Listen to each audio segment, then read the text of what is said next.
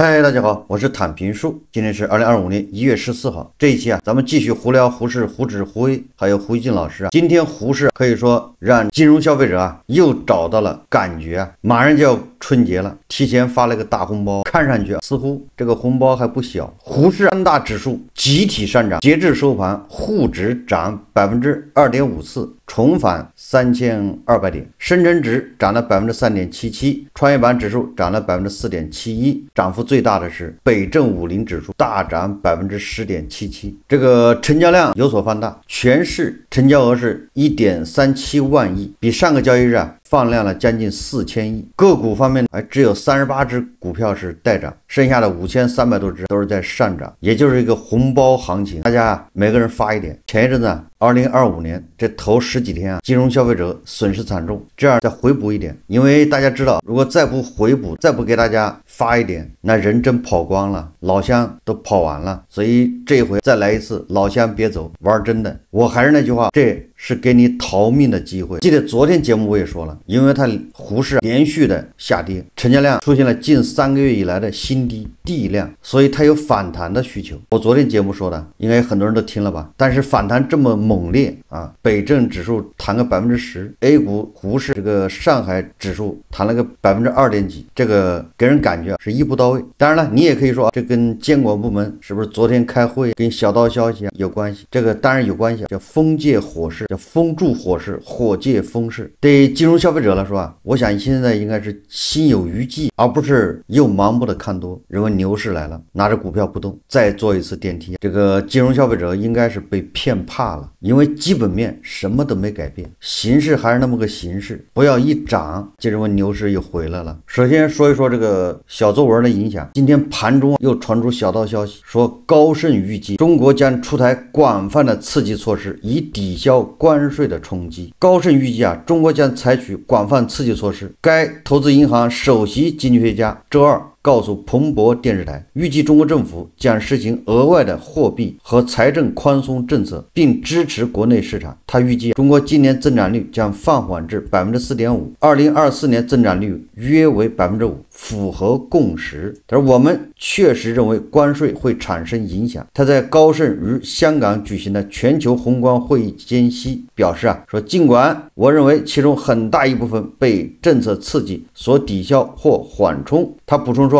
对中国出口和从欧洲进口的汽车征收关税将对美国通胀和经济增长产生影响，尽管影响不是很大。也是高盛认为，我们为了对冲美国的关税，那恐怕要出台更加宽松的货币政策和广泛的刺激措施。这也是小作文，大家有没有发现，如果这个小作文有利于股市上涨，这些喉舌他就不批评，不说这个是谣言，不说要追究他的责任。但是一旦小作文说的是真的，这个导致股市下跌，那对不起，要法办。另外一个小作文就关于特朗普的关税，特朗普团队研究利用总统紧急权力逐步提高关税的方案。据知情人士透露，当选总统特朗普的新经济团队成员正在讨论逐月缓慢提高关税，这种渐进的方式旨在提高谈判筹码，同时有助于避免通胀的飙升。其中一种想法是制定一个渐进式的关税计划，每月增加约 2% 到 5%， 并将依靠国际经济权利法下的行政权力。知情人士表示，该提案尚处早期阶段，尚未提交给特朗普，这表明每月分阶段支付的方式尚处审议过程的早期阶段。你看看这个小风放的这种小作文，已经让加关税变成了利好。为什么呢？因为特朗普已经说了要加10%，慢慢的加到60%，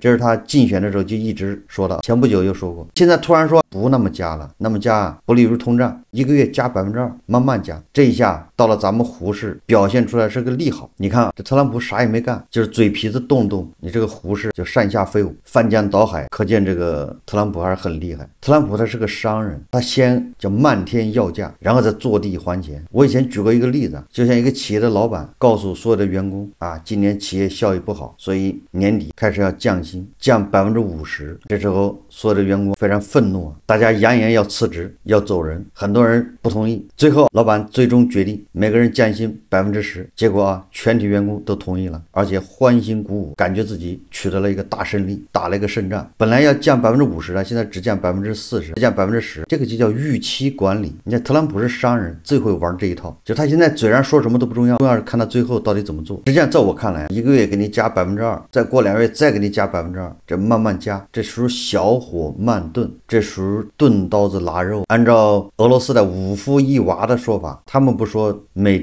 西方给乌克兰援助武器，那是延长了乌克兰的痛苦。这回美帝特朗普如果关税这种加法的话，实际上也是延长了痛苦。无论如何啊，都不应该理解成利好。那今天还有一个利好，跟 TikTok 有关系。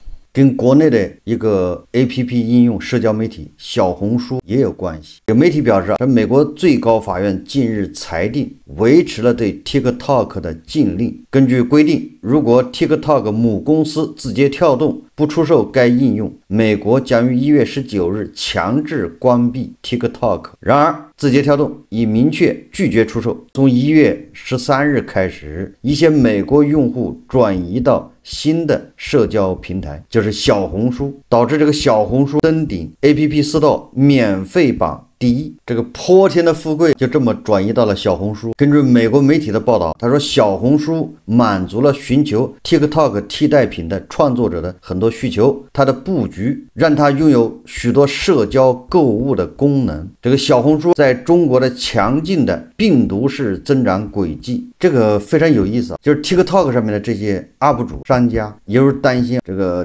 TikTok 不能在美国运营，所以他们就迁到小红书上面，向美国的用户推荐小红书，所以这个小红书莫名的就迎来了泼天的富贵，导致小红书概念股午后走强，什么姚记科技涨停，华阳联众、利欧股份、引力传媒、福实控股等这些股票叫小红书概念股也跟着暴涨一波啊！说明什么呢？说明这个叫一经落万物生，一个 TikTok 倒下去，反而有更多的应用会活下去，会成长起来啊，这是一种可能。第二个，也就是美国人他不能容忍 TikTok， 那以后很有可能也不能容忍小红书。我想这逻辑是一个逻辑，他不让 TikTok 在美国运营，他要求字节跳动把 TikTok 股份出售，变成一个美国公司或者是西方的公司，那有一天他也会这么要求小红书。昨天咱们节目也介绍了，有一个网红经济学家奉劝这个年轻人炒股不要怕亏，关键要学到知识，所以让很多股民非常愤怒，对吧？我们到胡适来不是来学习的，不是来深造的，是来赚钱的，是投资。无论是耐心资本还是山顶资本，都是为了赚钱。你跟我扯什么学习？真把胡适当作大型的知识付费。结果经济学家对这个网友的这种批评进行了回应，他说就年轻人不要担心亏损，这句话的意思是不要因为害怕亏损而不投资，而不是叫你为了亏损而去投资。真正要担心的是不学习不进步，下次继续同样犯错误。看了一下评论，终于明白了为什么一些人注定亏钱，难怪我的神色如此凝重。就我感觉这个经济学家他的解释也没解释清楚，反而更乱了。他说不要因为害怕亏损而不投资，而不是叫你为了亏损而去投资。你怎么理解？那就是他建议大家都要去投资买股票。那我们为什么不买股票？因为害怕赔钱吗？股市都是骗人的，所以我们不去啊。他的意思就劝你要去投资，不要怕亏损，你就不投资了。他说了，真正要担心的是不学习不进步，下次继续犯同样的错误。那我不投资我也能学习也能进步，这就像这个赌场门口的皮条客是一样的，爹妈仔就忽悠你进去，你不要怕输，你输怕什么？主要你进去之后你能学到知识，你能认识很多有钱人，你的圈层不一样了，你进去赌嘛，不要怕输你就不赌，不就一个意思吗？完了之后人家不愿意进去的，他说怪不得你发不了财，你看看这么好的机会你都不进去，你一辈子就穷吧，这就是劝人赌博。北京商报又对胡适发表这个评论文章，说投机胜算远不如价投，投机炒作的结果往往是1赢2平7亏。北京商报发文表示部分投资者喜欢追逐短期涨幅巨大的投机股。事实上，几乎不善异动涨幅榜的长期慢牛股，或许累计涨幅更大。从综合收益以及稳定性来看，参与投机炒作远不如寻找优质潜力股买入，并长线持有稳妥。短期投机胜算远不如中长期价值投资。那你要是10几年前买的 ETF， 假设那个时候有，那现在那个时候3000点，现在还是3000点，你挣什么钱呢？管理费都被人收完了。真正走慢牛的股票有几只到现在还在慢牛的？就现在让北京商报的小编对着 K 线图去买，他都不一定能买得对，因为你不知道这些股票现在叫优质股、慢牛股，过3年它还是不是？严格意义上，胡适就没有所谓的价值投资有也极个别，5000多只股票，你能选得中哪一只呢？投机炒作的本质是追求短期的高额回报，在这种心态的驱使下，交易者频繁交易，试图捕捉市场的每一个波动。然而，这种做法往往忽视了投资的基本面，忽略了企业的真实价值和成长潜力。投机炒作的结果往往是一赢二平七亏，大多数投资者最终只能亏损出局。说的都没错，但是为什么不把那些基本面差的、不适合在上市公司混的，把它清除出去呢？为什么还让这些垃圾企业还在胡适待着呢？这个小编为什么不说一说这个，对吧？你把那些垃圾股都清出了资本市场，你不就没事了吗？你看这个新浪证券报道，2025年 IPO 监管打响第一枪，飞速创新撤回8个月后被罚，牵涉招商德勤。沪深交易所新年第一张 IPO 罚单落地。他说近日深交所官网发布了3份监管函案。深圳市飞速创新技术股份有限公司因 IPO 申请过程中存在多处内控缺陷，导致发行人飞速创新、保荐机构招商证券、审计机构德勤华永以及相关人员被深交所书面警示。这个叫飞速创新的他是24年他 IPO， 后来他撤单了，也就是我不上了，经历2轮审核问询，2024年5月份撤回 IPO， 也就是露出原形了。新村长上任以后，对 IPO 审核明显的加大了力度，严格把关，就比以前严了。所以很多排队的上市公司排队 IPO 的，一看算了，这回玩真的，那我就不交了。人家不排队了，知道自己过不去万一查出来问题露馅了，那麻烦。但是就有企业就叫饿死胆小的，撑死胆大的，富贵险中求，就要拿着这个千疮百孔的这些什么材料去闯关，不信这个邪。结果问询了2轮了，一看实在是糊弄不过去，只好撤回 IPO。但这回撤回也不行了，撤回也得罚你。券商是招商证券，审计机构叫德勤华永都要受到惩罚。说这个什么意思呢？就是明知山有虎，偏向虎山行，就说明这些上市公司利令智昏，重新极恶，就为了到二级市场来圈钱，那也是命都不要了。这是新增长上任以后加强了审核，加强了监管，在这种背景下还有人闯关，那你说以前有多少闯关的？也就是以前上市那些公司有多少鱼目混珠滥竽充数的。我们再看胡一静老师，你看我说最近一段时间有不少这个人冒充胡一静发股市小作文，逼得胡一静老师出来辟谣。昨天我的节目里面也已经指出了胡一静老师那些传闻都是谣言。因为作为一个雕盘协会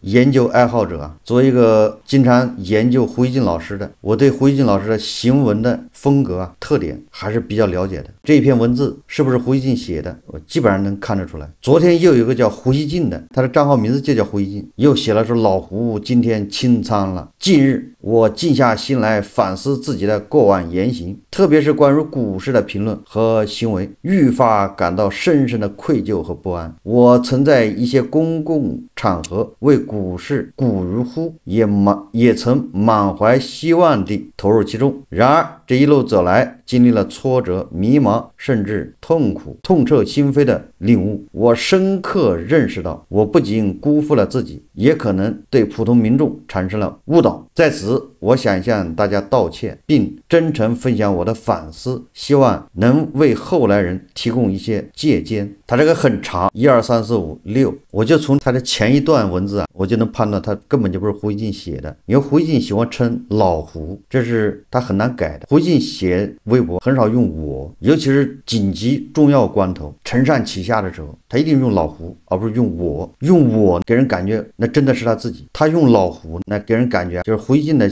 打心眼里面，这个老胡这个形象是他创造出来的。老胡不一定是胡锡进那个本我，老胡是胡锡进那个本我笔下的塑造的一个人物，所以他大量的使用我啊第一人称，这是不对的。那至于上面总结的1、2、3、4、5、6，那更不是胡锡进的风格。胡锡进辟谣，胡锡进说啊，这是假的，说之前有人冒充老胡炒股日记，都是假的，造这种谣言的人别有用心。老胡没有清仓，今后也不会。1年半的股市经历让我成熟了许多，我变得更淡定了，对自己的投资方式有了更多长期信心，也诚恳希望并相信股市将保持回稳向好的势头。你看，这个就是胡锡进老师典型的一个文风，他这个文风光明就在尽头，这个稳中向好的态势不变等等。不过我要说一下，这些冒充胡锡进的人，如果你在前面加上一句话，或者在最后加一句话，你说仅供娱乐，对吧？这就是杜撰的。我就喜欢冒充胡锡进写胡适这种评论，我觉得这也没问题，这属于一种创作，但是你得写上本文仅供娱乐。如果你什么都不标记，你打着胡锡进的旗号，这个就是骗，这种品行低下。确实啊，这个胡锡进说造这种谣言的人别有用心，确实是别有用心，行为非常恶劣。我不反对创作，你可以模仿的惟妙惟肖，但是你要标注一下，你说我这就是创作，就是娱乐，供大家一笑。关于这个小红书，胡锡进老师也有评论。胡锡进老师下午他发了个微博评论，他说啊，大量 TikTok 难民翻山越岭投奔中国的小红书，小红书能接得住这泼天的流量吗？老胡的主张是一定要接住，先得有胆子接住它，因为 TikTok 生死未难卜，大量用户转产小红书，小红书一夜之间登上美国 APP 下载榜首，小红书的国际化格局突然改变，它同时也给中国互联网大场景招来了一大批新移民。